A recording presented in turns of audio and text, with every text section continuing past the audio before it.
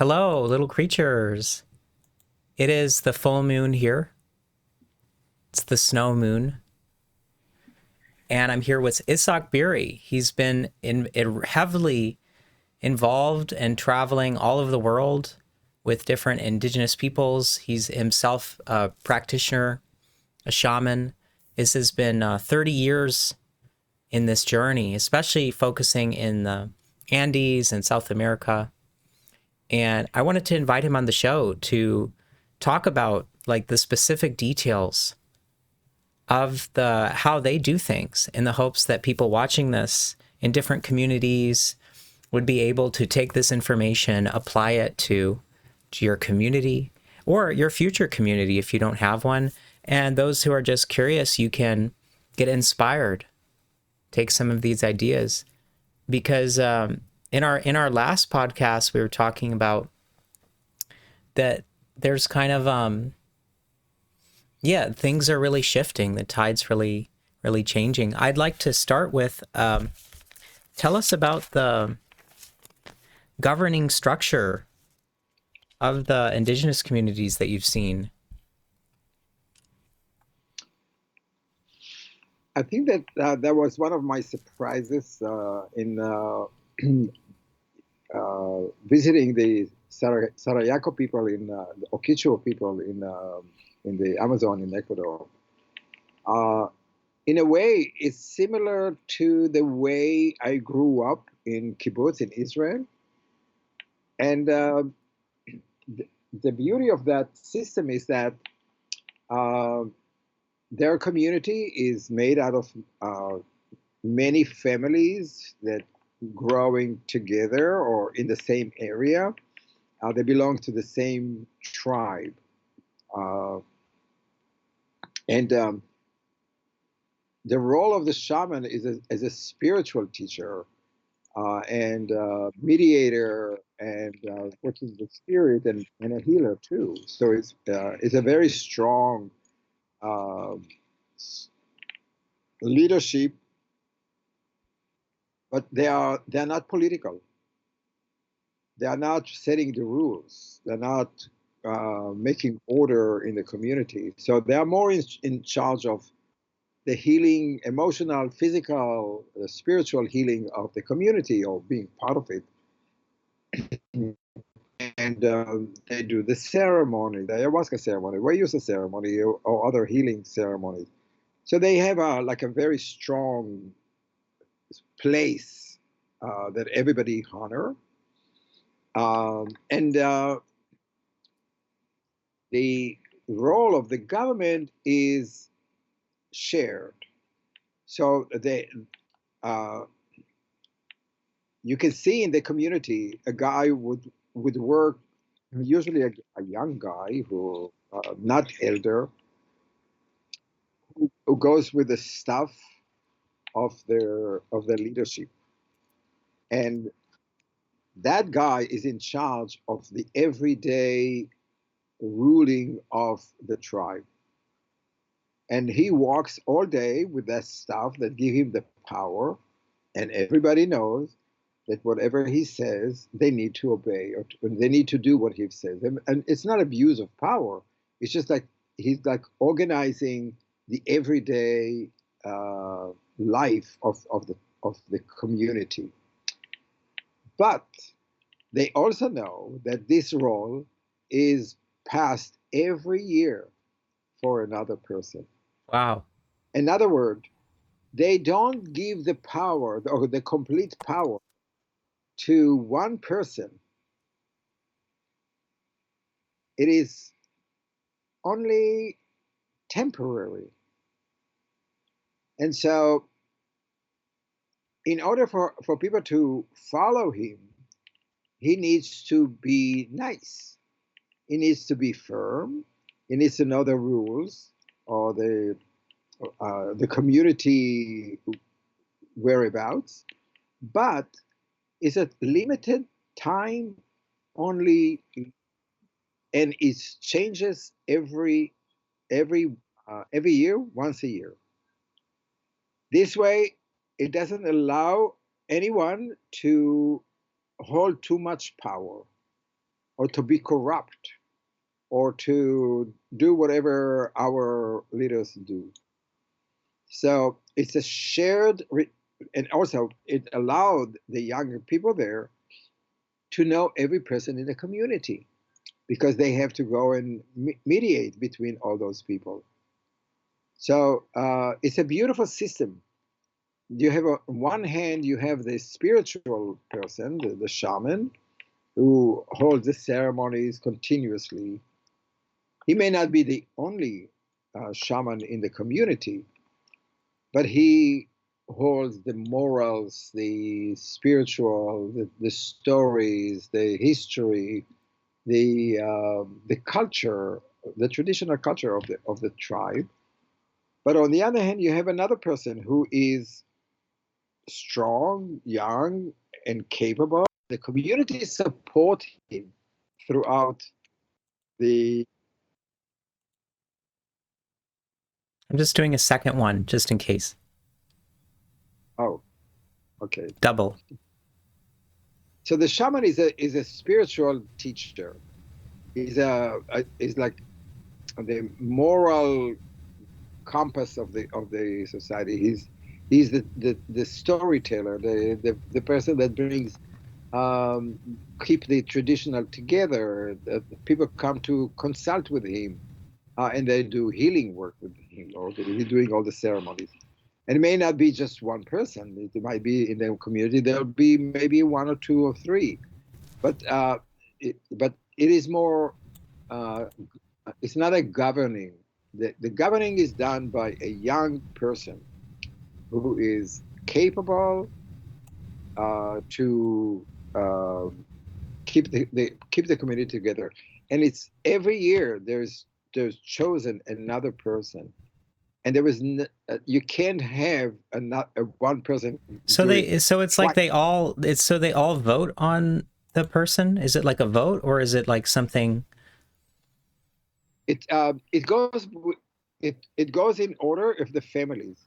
So it's a representative of the family that for a person who gets to the certain age, that he passes on to another person from another family and another family and another family. So there was no situation where one person can hold so much power to be corrupted or bribed, because they know, first of all, it's a small community, it's like a few hundred people, 700 people. So everybody know each other, but there is no temptations to do that because they know they're going to be punished. Hmm. Or because there's everybody knows. Everybody, if somebody trying to do trickstery, they know. How do they punish? How they what? How do they punish? Well, uh, one punishment is to remove you from the community. In the old way, the punishment for men, and it's usually only men that do this work, or the leaders or the governing part of the community. In some society, the punishment is removal from your community, sending you to the forest, go fend yourself. The other one could be other. I'm not quite sure, but there is one thing which is I really really love. In the Shwa tradition, a man who is not behaving nicely is not given chicha by his wife. And chicha is uh, is a beer like drink that is very very nutritious, made out of cassava and from the root of the cassava, where women chew on it, spit it into a vat, and then wait for a day, and then you drink it, and it's really much like beer. It is so rich in all the minerals and all the vitamins that you need that it really sustains you in the forest. So, and only women can do it. Men are not allowed to prepare chicha. So there's two things about it. If the man behave badly, the woman is allowed to boycott him and not give him chicha, which is a punishment because he cannot really fend for himself because the women are controlling the food. He can go hunt, he can go fish, but the chicha is not going to get. And the other part is that if he tries to make chicha, the whole village find out about it and they call him a woman. So it's either he starved or he been punished by the society calling him a woman. So this one is it's a tool to hold men responsible for their action. Isn't it beautiful? Very beautiful. I think we need to institute it now. I think that should be we need to have Council of Indigenous Grandmothers ruling this country. I think it's about time. Do you think that Melania would not give Trump a chicha? I think she would not. I think She doesn't know how to cook. well, she'll have to learn. So Yeah, so there are ways for community to share power. And I think that that is very important because in any community, and I'm talking also from my experience as a child of a kibbutz in Israel, a collective community of farmers in Israel. When one person stays in the same role for too long, he accumulates power and he closes his out. He's not anymore about sharing and protecting other people. It's more about sharing and protecting, not sharing, but protecting his seat, his role, and it can become cruel. And you could actually see that in the United States in the same way, right? So it's a beautiful way of controlling uh, power or sharing power in the community. The other thing is that in my kibbutz, you talked about agriculture and hunting in this community. So the the hunting part is made by men. The gardening is made by the women.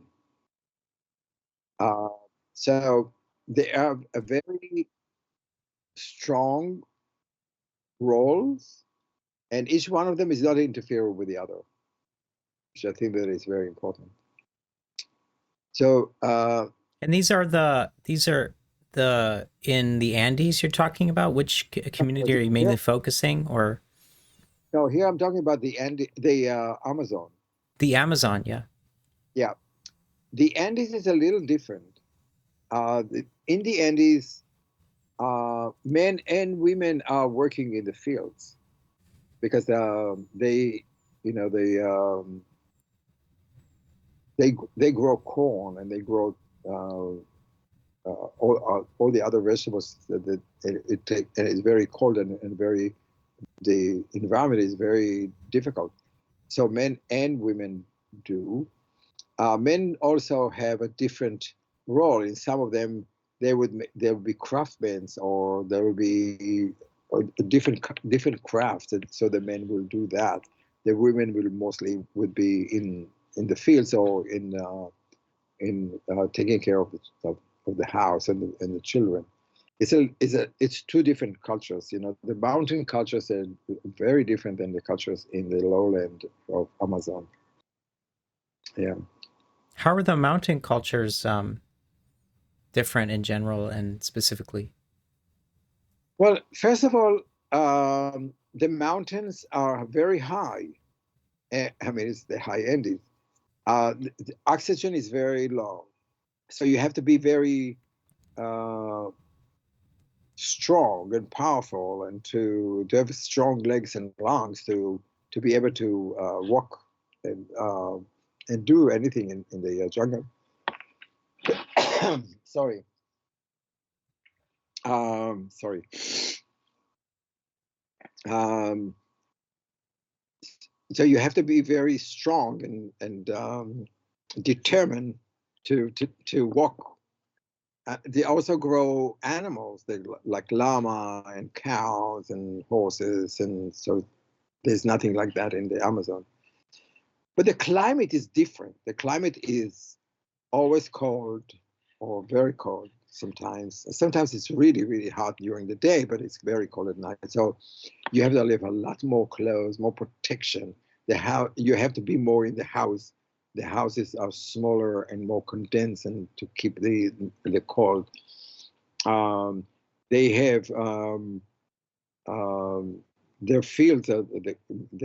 They have almost around every house. You have a small field of corn, peas, and squash. You know, the three sisters, which is the very famous way of how they grow vegetables. So they have to tend the gardens. You know, they raise their animals, like they don't go hunting like the Amazon does. They raise their pigs next to the house, or sheep, or mostly pigs, and they have cows for milk. So it's almost like a totally different world. So, however, they do share the same ecosystem. The the snow melt from the top of the mountains.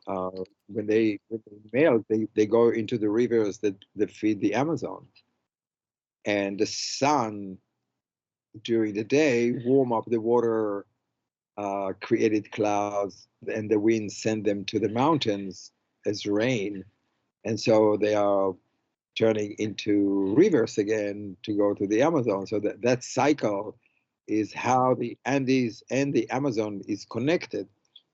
And they this beautiful parabola um, as a way to symbolizing the connection between the Amazon and the Andes cultures. Each of them, uh, each of them cannot live without the other. They're supporting each other. They also share some resources together, like Wow. the feathers and the chunta tree to make uh, spears, and the people in the Amazon share resources from the Andes. So there is a cooperation, but they are very different, which is of course because of the condition that they live in. Wow. In the governing part in the Kishwa tradition, they have a council. That council make decisions. The villages in the Andes are more like a guild. They are more like a professional guild. There are most of the villages are doing the same thing. Like if they do furniture, they do the whole village is doing furniture. They are known for that. Hmm. Or if they do carpets, everybody is doing carpets. Or if they do um, hats or ponchos. So each village is specialized in a specific job, and they become known as the master craftsmanship of that village. And so it's all those people working in that in that the same profession, they got together to make a decisions about the village. That's their power. That's their tradition. But it's a difference in the Amazon. In the Amazon, you have the council of the elders for big issues. the people who are governing, the shamans, they have to consult with the elders. For instance, if somebody needs to go to the United States to speak, he has to get the permission of the council, because the council have to agree that for them to represent them and to speak about their culture. You can't just not you can't just go and share information without the elders giving you permission, and also what you're going to do with it, and what you're going to do with the money. How are you going to share that? So there's a more of a counselor meeting or an elder meeting. Uh, I don't know if they don't have to be all shamans. They could be just elders. They have to. So big decisions are made by the elders in a council. Can you tell me about the function of the shamans, and tell me about, is there, I'm also wondering about, where is the place for the shaman today? And like thinking about people with communities, making intentional communities, is there, I want to first hear about the structure in the indigenous communities, but also, is there room there today? Could we integrate that in today, or is it not transferable for today? I think it's definitely possible, but they have to agree to that. I mean, and I don't know how far did they go in their self-destruction. Um,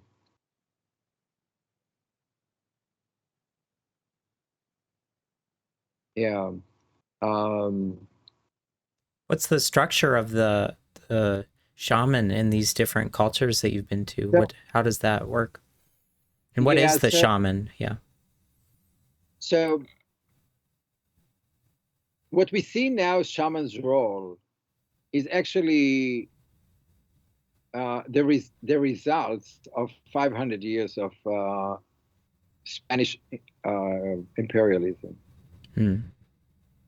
When before they came in, shamans were the strongest, most admired person in the community. Wow. He held all the power, not power in a sense of governing, but he was like the head of the tribe, the head of the family. Everything, everybody came to ask for his permission for, because he was adored. He was a very strong person.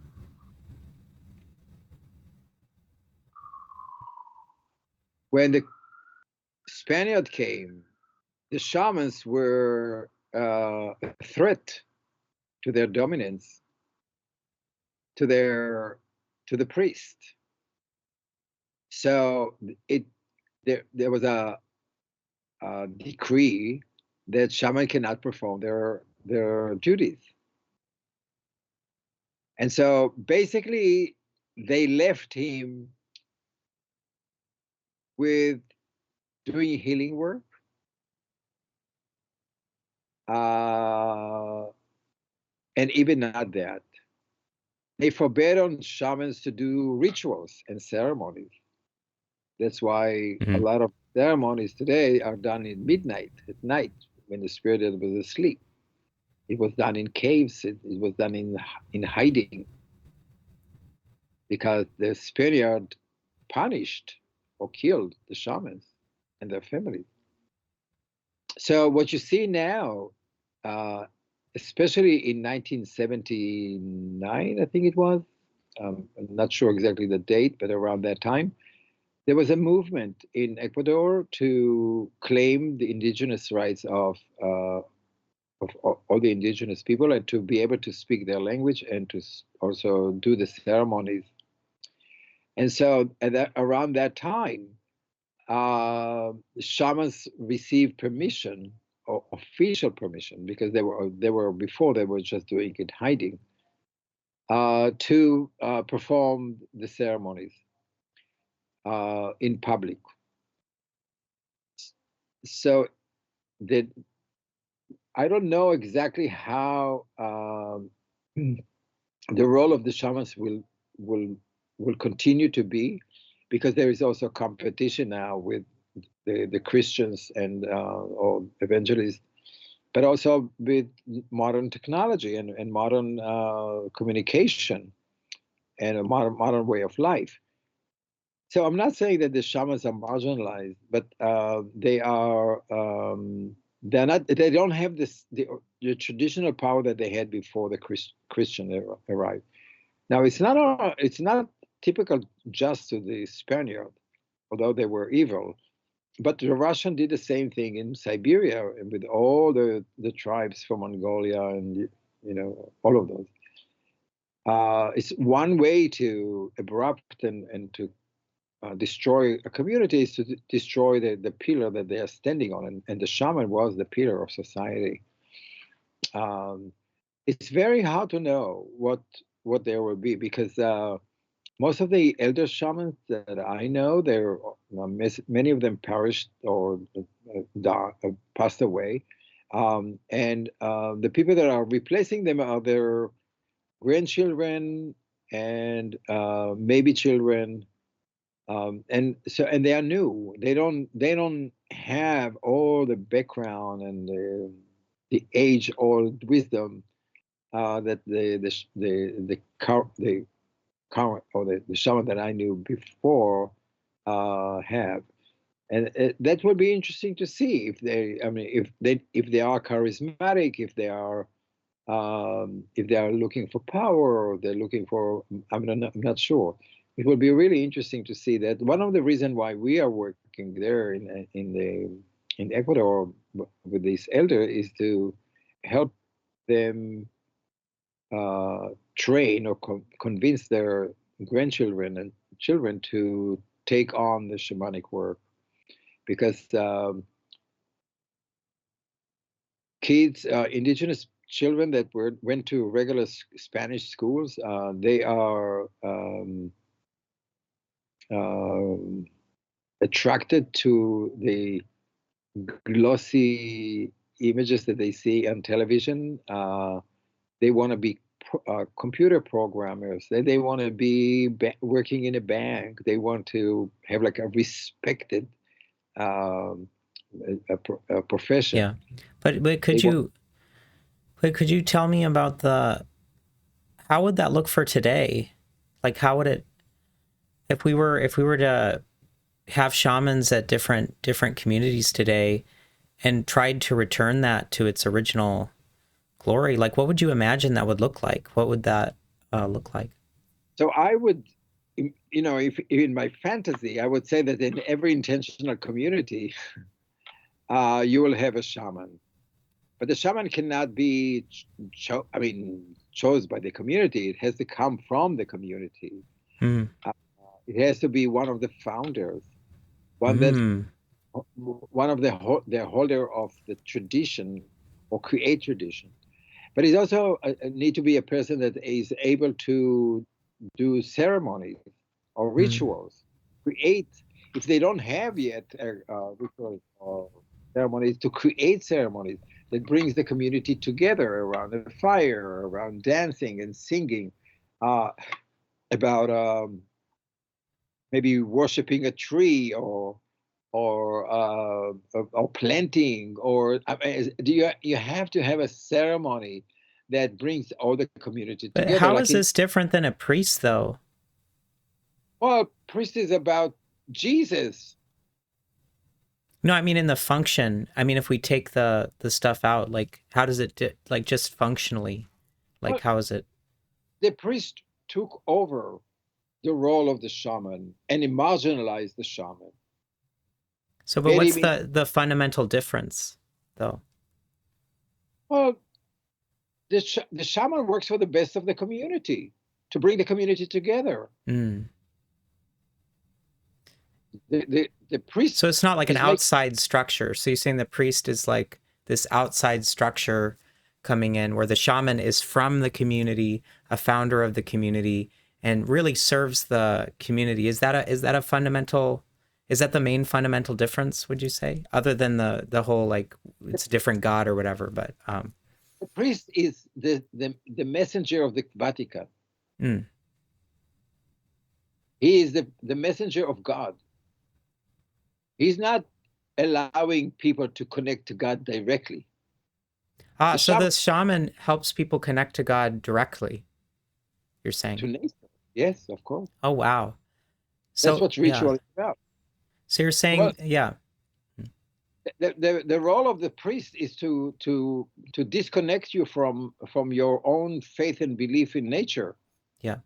And I'm Don't imagining the shaman in these different communities. They're one of the founders. They're very deep in different practices, different traditions, and they're bringing people together around rituals. They're doing this. Can you paint the picture in more specifics of what that would be like? For instance, every 3 months, right? We have an event that happens. It's called solstice and equinox. This is celebrated as community event. Every full moon, Mm. the community event. Like right now. Right. That's what we do. The priest doesn't do that. They talk about San Pedro or any other saint. They never heard of these people. Do you think that they care about Nazareth? Yeah. I mean, they bring them a whole fabricated story and they ask them to believe in it. In the shamanism, we don't ask people to believe in it. We want them to have first experience. So it seems like you're saying it's more of a subjective thing. It seems like the shamans in these intentional communities are really helping people to tap into a very deep subjective experience, and it seems like that would bring a lot of cohesiveness to the community. It seems like, because I hear many intentional community podcasts. I hear many people saying, "Oh, it's so hard. How are we going to get United States is so independent. How are we going to bring them together? How are they going to X, Y, Z?" It seems like, from what you're saying, a shaman introducing the archetype, the energy, the person of the shaman founding these communities could really break down some of the walls that we have here in the United States and unify people. Do you think that could be a possibility of getting in the United States and westernized countries and colonized countries? The shaman could be the kind of the spear edge of founding communities and bringing us. Do you think that could be a possible avenue? Absolutely. Traditionally, the shaman is the column on which society stands, Wow. emotionally, physically, and spiritually. Without that, the house falls. Mm. That's the idea. What the Christians did, what the church did, is they took the column out and they told them, now you have to trust God. Like a guy from Nazareth in Israel,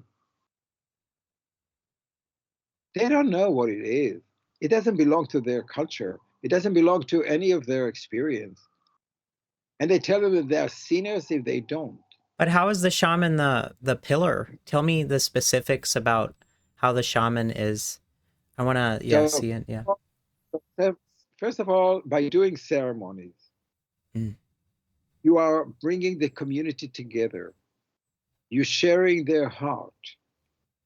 They see each other in love. Mm.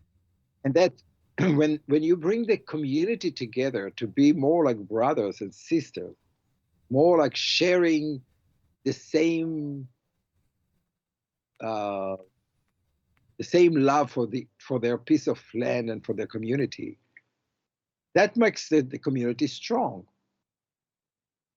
So any ceremony that you do, the role of the ceremony is to create a stronger community, more heart-centered community. How is this different than the like 60s or the hippie movement? How is this how what's the because my dad says to me, he criticizes what I do, and he's like, oh well, you're just doing the 60s, you're just doing the 70s or something. And I'd like to know, how is this shaman unifying people and doing this, how would that be different than, where would it be different than the 60s and 70s? Just for my dad. It called the flower generation. Oh. The flower is nature. The flower is hope. We don't have hope now. This is a dark night now. It's all commercialized by multinational companies, industrial companies. I mean, where do you see, tell me, what is the American ceremony that people can do every day? The only one is Thanksgiving, which is not, I mean, it's not American. It's like they rob the Indians and they eat their turkey. Okay, so but it's ceremony because everybody does that in their community, in their families. That's good. Then you have Christmas. And what else? Taxes. Okay, April 15, and then Monday holidays, which everybody goes shopping. But where do you see and sing a song together, share your heart, tell stories? There's nothing like that. American society is devoid of any kind of like a real ceremony. And what we have to do is to bring ceremonies in small circles that people can share their heart, they share their longing, they share songs and dance together, because that's what builds community, your ability to be together, and love each other. So that's the purpose of it. I don't know. I've been to in 2000, the end of 2012. There was the end of the world, Y2K, and I was there in the ceremonies of the fire ceremony in Guatemala, in Chichicastenango. We were making a film about this time, and there were like hundreds of indigenous people there, all together around this 5 beautiful fires in the center of the city, and they were all transfixed about the dances, about the music, about the storytelling, about their uh,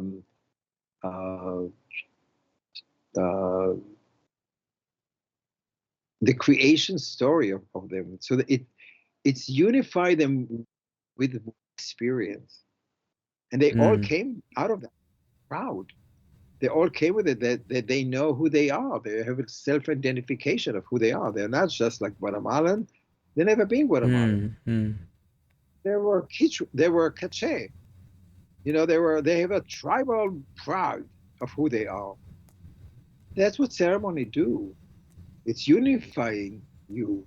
It give you power. It give you identity. It give you self-determination. Ceremonies is a beautiful tool. Wow. To do. Yeah, so it seems like a lot of these intentional communities could benefit from, really powerful ceremonies, really powerful people with immense spiritual power, but also the power to show people the power within themselves and to unite. I heard that Japan, there's many mythologies that Japan was started by a female shaman, and many places all over the world, the different shamans that created so many different civilizations, or like inseminated the first spark in a way. I'm not surprised, because women is always in charge of community. But I want to tell you a story. So in Chile, there's a tribe called the Mapuche. There were actually a lot of indigenous tribes in Chile. They were disseminated by white people. But the one that survived was the largest group of indigenous, which the German and the Spaniard couldn't kill. They were the Mapuche. And in the Mapuche tradition, the women are the shamans because they have a closer, intimate relationship to Mother Earth, which is Mapuche, the people of the earth, or the earth people. That's what they called. So the shamans, the healers, the head of the spiritual, which all the communities stand on, is a woman. But what happened is that some men in the Mapuche tradition feel the call to connect to spirit and to become shaman. And so in the old tradition, in the ceremonies, men used to dress up like women, including the dresses, including the hair, including makeup. They pretend to be women. They're not drags. They're not a drag shaman. They used to dress up like women, so spirit would enter them and help them to do the ceremonies and the healing. So they became women too, because women trust more women. All right. Came the Spaniard. And in the Spanish tradition, or the Inquisition tradition, or the Christian tradition, masculine or machismo is more important. And when they realized that those men dress up like women to attract spirit, they made fun of them, derogatory. They punished them. And so for 500 and something years, men who wanted to be shaman, not allowed to do it in their own way. They had to do it in secret. And again, they did it in like late at night or places like that. And that's how our culture changes the perception of indigenous people about who they are as male and female. And that's how they give them guilt feeling about role of shamans. You understand? Yeah, So, I understand why some female insects eat their male partners. Makes sense now. I makes a lot of sense. We should learn from that example. I think I wanted to know about how they eliminated dictators. Speaking of like these overly masculinized archetypes and energies that you're bringing up, how did the different indigenous cultures, how do they deal, and different shamans, how do they deal with eliminating the dictator impulse? You know, maybe someone, or yeah, how are they able to do that? Because I know you told me about that. but I have to tell you that at least for what I know, and it may not be true, the dictators in South America, they are not indigenous people. They are mestizos or Spaniard people, or white people. Like the biggest dictator in Peru was a Japanese guy. Weird, strange. So it's it's not in their culture to be a dictator. Their mindset is not like that. It's a more of a sharing community or sharing responsibility. But what It's if more they like do if someone tries to become a dictator in the communities there? What do they do? Kick him out or eat him, or what do they do? I don't think that it happened. I know that they punish criminals by vilifying them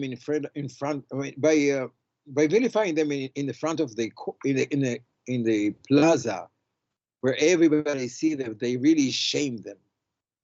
Hmm.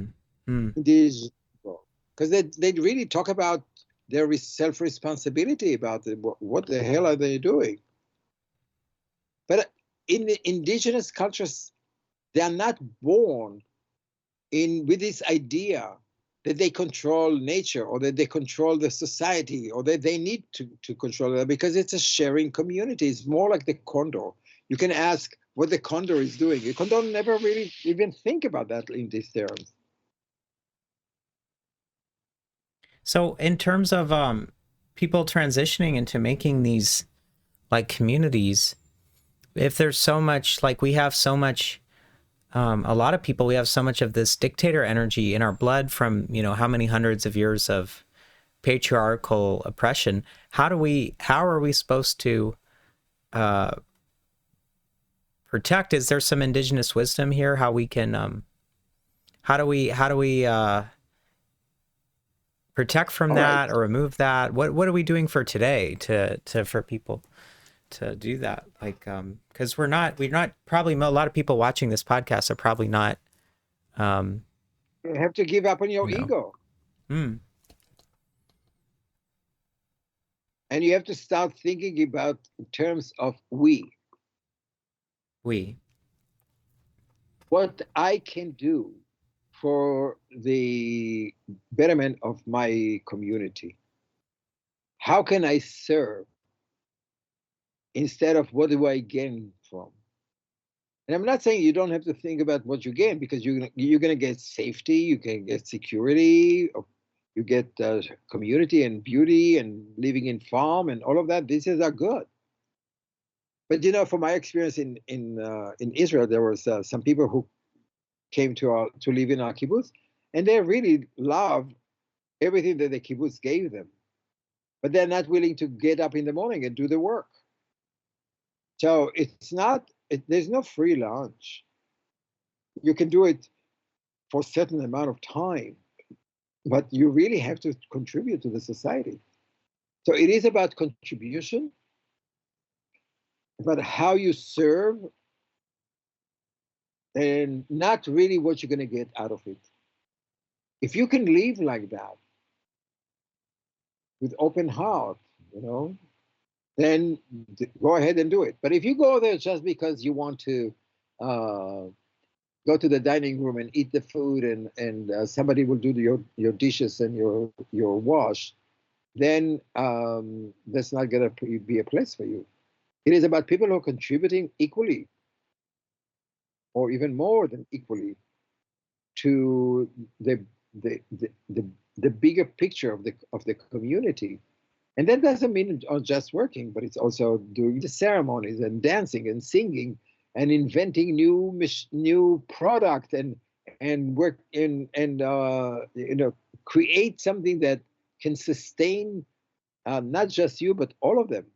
so you're saying that the we mindset, the value for we, is going to weed out if there's a overly dictator or dictatorial kind of person, the we isn't going to allow that, because the foundation of the culture is the people there are living there for we, and they're not gonna have it. Is that a pretty good safety for the Yeah, community? I The think that they need to create like a council or like a the community vote. Like in my kibbutz, people we used to meet every Saturday and vote about the most important issues.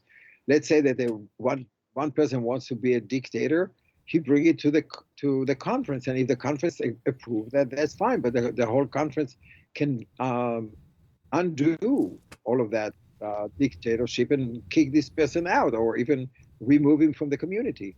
So that there must be a community vote, and that could be a council, and changing roles.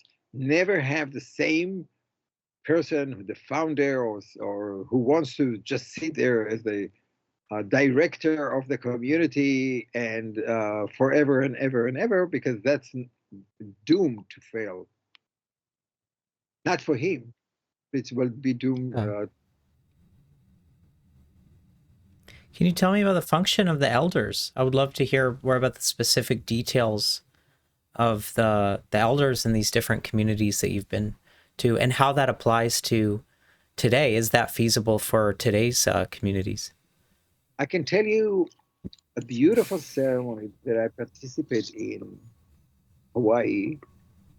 Uh, it's called kava kava. Uh, in this tradition, the elder meet at night, and there is a big vat in the center of the circles, and it's made of kava kava. You know kava kava? Yeah. So kava kava is a drink that makes that you can use to numb your senses, but it also to it's a little bit of a, if you drink a lot of it, it's give you a sensation of merging with the universe, and Yeah, it's and kind I of just like, want to give a disclaimer. This is like a communal thing. It's not someone just doing it to escape all their emotions. Just it's more of a community building thing. So just the people listening, so they're not. I don't want people to drown themselves and things, but well, in a small amount you can use it by yourself, but it's that's not the purpose of it.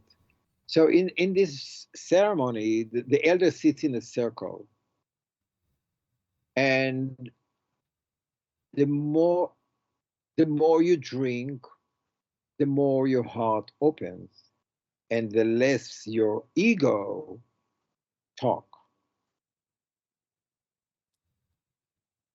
The danger is with elders is that sometimes they come from a place of ego, some place of protection for their family, or interest. They have a conflict of interest with the other elders in the community. But sitting in a kava kava center circle, um, there is a person that served, and he served the kava kava drink, uh, walking on his knees, and in uh, so he's not taller than the person that he serves. It's eye to eye. It's never one above and one below. And so he served the drink. The person drink and then shares what's in his heart about this subject. And they have and they drink as long as everybody talk in more and more circles, uh, until they resolve the issue with agreement of all the circle. So if you have an issue that was not talked about and not resolved, then you raise that again.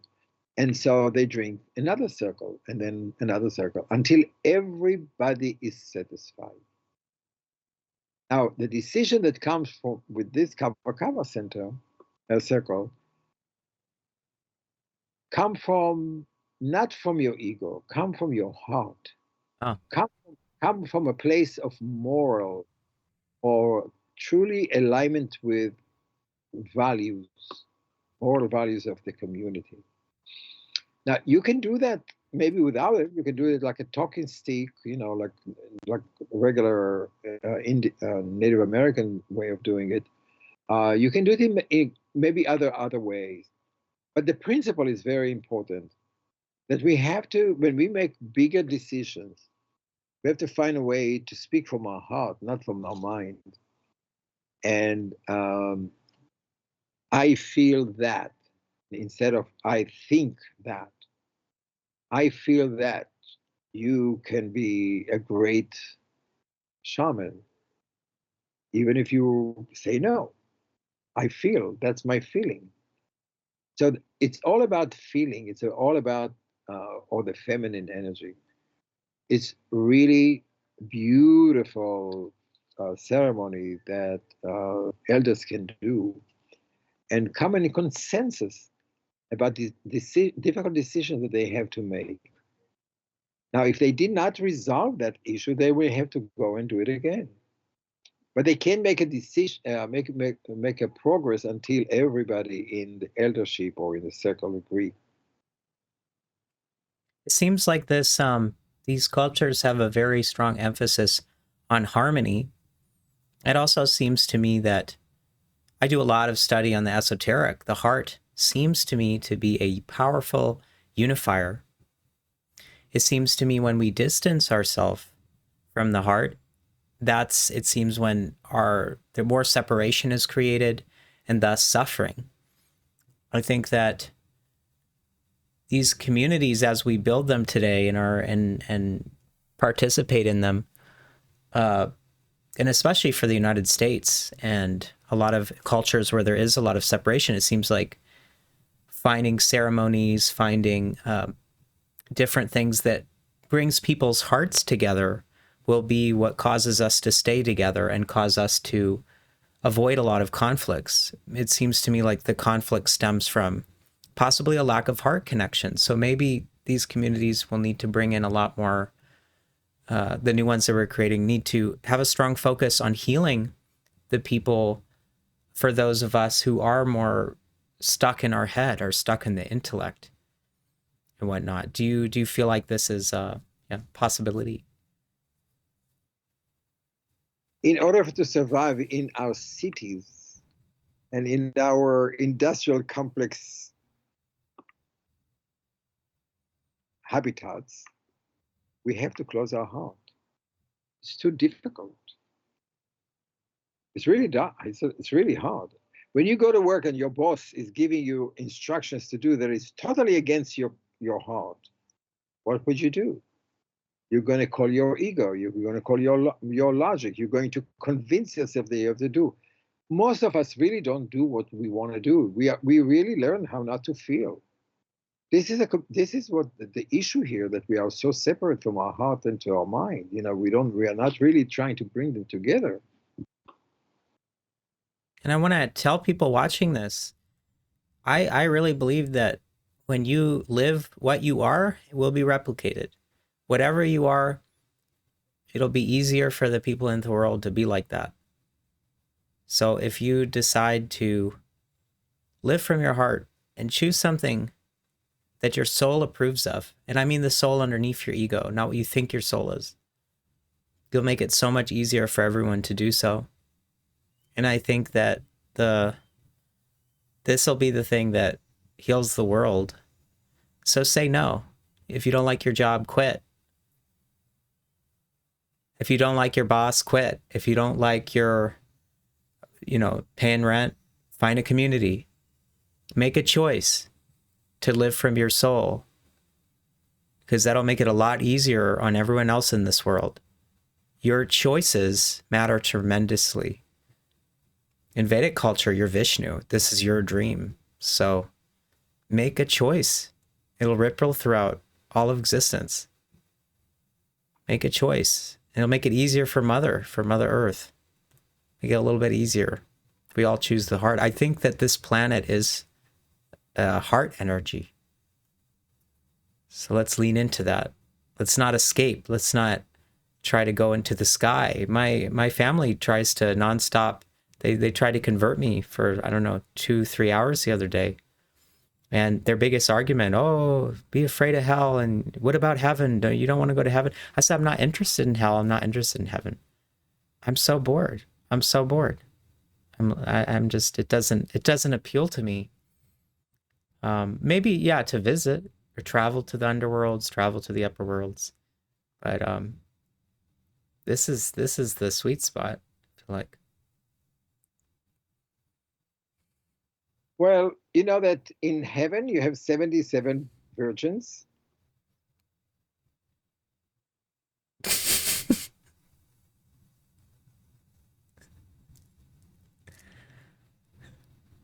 And you have hell, the goddesses I guess I'll convert. exactly. I'm just kidding. So, I'm just kidding. And in hell is the goddesses of the underworld and passion of rebirth in the northern cultures. So, in both places, you have women who are waiting for you. Is it enough to convert? Wow. I was thinking in the rest of our time, Do you know any communities that people can reach out to? Do you know any places? Actually, no. I mean, I was actually, I just saw on Facebook, I saw a video of a community like that, but I don't remember the name. Twin something? Tweak Twin something? Oaks. Yeah, It's been exactly. going all over the place. And also, if people are watching this, that you know of a community that is eco-friendly, and you think they'd be a good fit for the show, have them reach out. I'm looking for to support intentional communities, eco communities, indigenous communities. I'm really like the spirit of this channel. I don't know if I told you this, Itzhak, but the spirit of this channel is the deity over it astrologically is the Petries. So the Petries are the deceased ancestors. Oh, And so this channel attracts, I'm trying to attract and does attract people who are very in touch with their ancestors and want to return to their roots. And so I hope to serve the people that want to grow down their roots and want to grow and even people who aren't really connected. Maybe they have a lot of different ancestors. Still, the ancestor, we're all one human. We're all human beings, so we have the same ancestors if you go far back enough. So even those ancestors, if you don't have like a specific group, or that's really important to connect to. And the earth, I think, is our primary ancestor. I think we are Gaia in a way. the stars. The stars are ancestors. And Yeah. I wanted to say something, one more thing about living in a intentional community or in a community at all. If you choose to live in a community, you may want to have a decision that you accept diversity of Hmm. sexuality, of race, of opinions. It is very important because if you want to live in a community with just people like you, it's not going to work. It's going to work for a very short time. You have to accept other people's opinion, other people's sexual identity, other whatever they races, whatever they come. Without that, without the ability to um, accept differences, it will be very difficult to live in a monogamous relation society. That makes sense. Um, can you? I would love for you this channel. I wanted to say, everyone watching, please, if you've enjoyed this video, please subscribe, please share, check out show Itzhak some love. Go and if you can give, I would love your support so I can continue to provide this valuable information, these valuable spirits. This channel is my altar to the goddess, and I'm offering you. If you're watching this, she's summoning you here. She's summoning you here, and she's calling you back into her bosom. She's calling you back to feel her in your bones. If you're feeling her fire, um, this is your guides led you here. So pay attention, support this video, like it. It's good karma. And yeah, Itzhak, can you do the invocation and speak a blessing and offer the little creatures that are watching this up to the goddess as an offering, and whatever's on your heart to channel through this channel. Well, since it's the moon snow days, maybe we can do a blessing for Mama Kia, the great grandmother moon, who is always surrounding us uh, and always sending the light of Tata Inti, Father Son, back to us in the darkest of nights, the darkest of our feelings, the darkest of our despair. There's always a projections of light that comes our way from Tata Inti, for the Father Son. So know that there's always somebody's watching over you there, and that is Inti through the reflection of grandmother moon, Mama Kia. And may we thank Mama Kia for hanging out with us, providing us with light and love in the darkness of our shadows. Aho. Aho. I'd like to read also the Orphic hymn to Selene, the moon goddess, since it's a beautiful full moon, a Regulus full moon. Here, goddess, queen, Thea Basalia, diffusing silver light, bull-horned with wandering through the gloom of night, with stars surrounded, and with circuit wide, night's torch extending. Through heavens you ride, female and male, with silvery rays you shine, now full orbed, now tending to decline. Mother of ages, fruit-producing moon, whose amber orb makes the night's reflected noon. All-seeing power, bedecked with starry light, lover of vigilance and a foe of strife, in peace rejoicing and a prudent life. Fair lamp of night, its ornament and friend, who givest to nature's work their destined end. Queen of the stars, all-wise goddess, hail, decked with graceful robe and ample veil.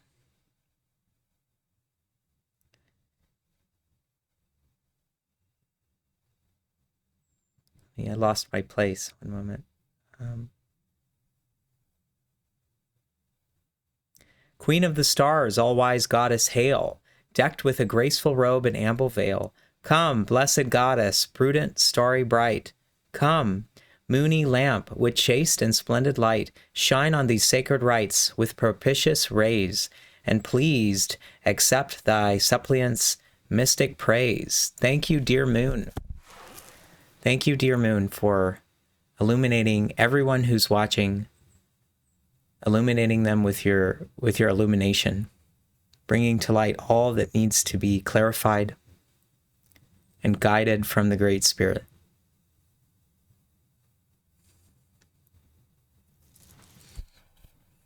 Aho, everyone. So, okay.